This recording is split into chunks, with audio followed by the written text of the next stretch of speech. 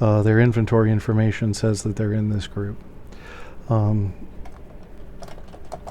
This does not have to follow the convention, the name of the query rule. I'm going to go ahead and make it super hyper descriptive. If you have already got a query that you like, you can use that. This option will probably be set, but I need to limit this to the computers in OIT. And again, we need to make sure that someone in one group doesn't make a misclick and apply software to, every workstation on campus, or overwrite the SQL servers with, the latest Unreal Tournament that someone is distributing. In this case, I'm going to just limit the collection to the OIT computers. And now I will edit my query statement. So anything that I gather up in this query, if the computer matches the query and it's in the collection OIT, which is predefined for every OU, then it will work. Criteria has a similar user interface. This little sunburst here is the I want to make a new criteria. There's a couple of options. 9 times out of 10 you're going to use simple value. I want to select which simple value I want to do. One of the, and again, the flexibility here is crazy.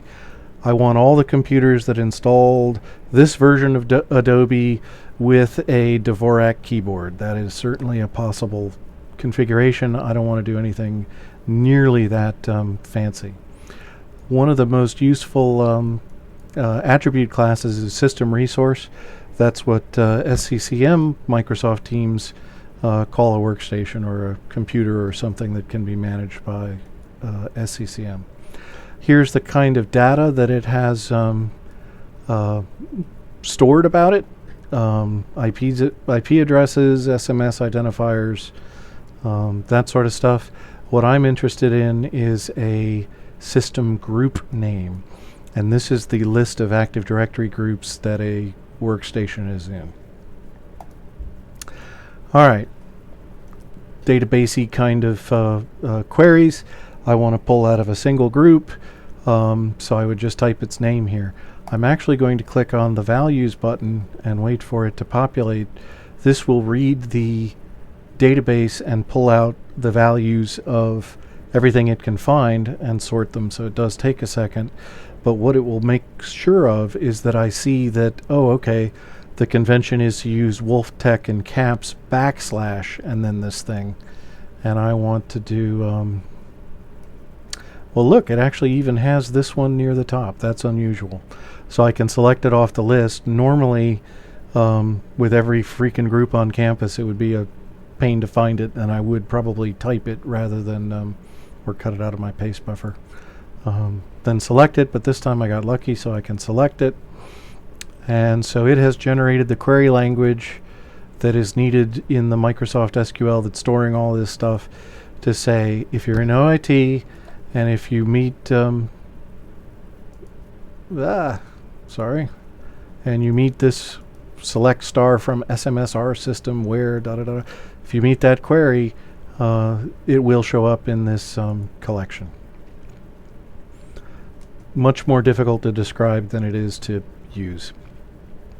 The collection membership is not real time. There's a process that runs on the SCCM servers to gather that. By clicking dynamically add new resources, it means that if through some means it does detect a change in the collection, it can go ahead and process that.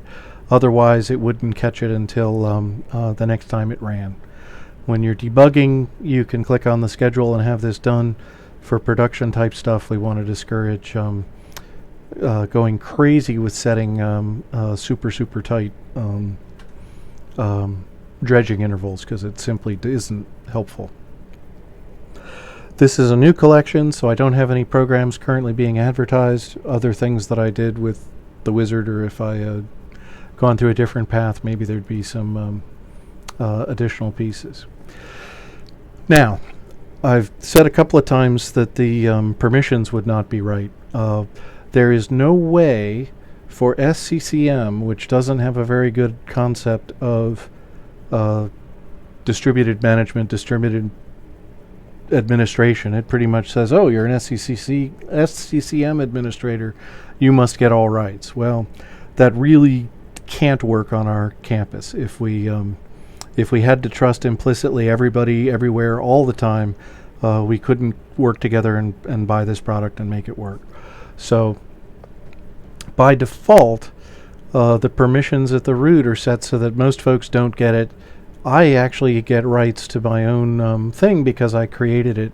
You really, really want to add your OU admins group to, and here's where I don't have the patience to go through the list, so I'll borrow College of Engineering and just do the typing to say I need the authorized OU admins from the Office of Information Technology.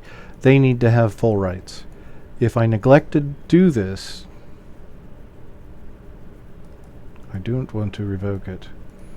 If I neglect to add this, eventually we will have a program that goes through looking for collections by name and assigning the appropriate rights, so we don't get something locked out where if your account is damaged or you get hit by a bus or something, if something were to happen to jaklein.admin, any of the authorized people in OIT/OU admins could actually take this over and fix it and do stuff. We don't want to create orphans that can't be managed. You really want to do this step by hand. It's absolutely necessary at this point. It's going to be desirable for you to control who has rights to this in the future.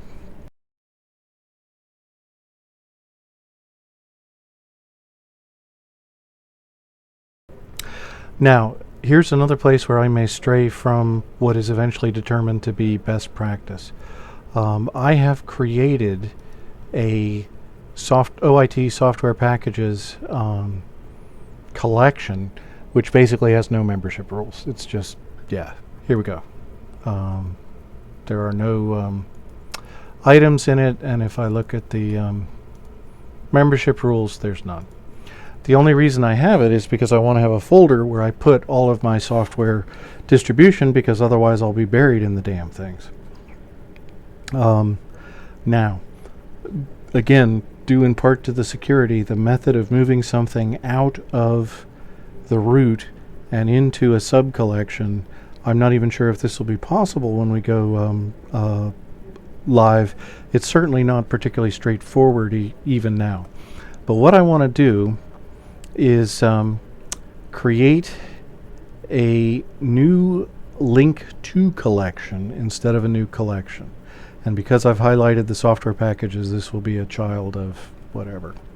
So I'm going to go down to OIT, blah, blah, blah, the new group that I've created. And it basically, it looks like it made a copy. What it actually did, if you look at the properties, the database record, the collection ID, 19E, is exactly the same as the original. So this is more of a soft link to the actual thing in the database. It's not a copy. Changes to one will actually make changes to another, with the exception of I can delete this version out here in the root. It will warn me, oh my god, you're about to delete a collection. What about all your software? And this is interesting to watch anyway. It warns you, oh my god, this is horrible.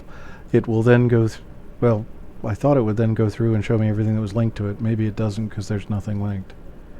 But at this point, I've deleted the copy that was in the root, and there's one under software packages, and it is fine and completely the same as it was prior to the creation, but now I don't have to look at it unless I open the software packages thing and want to look at it.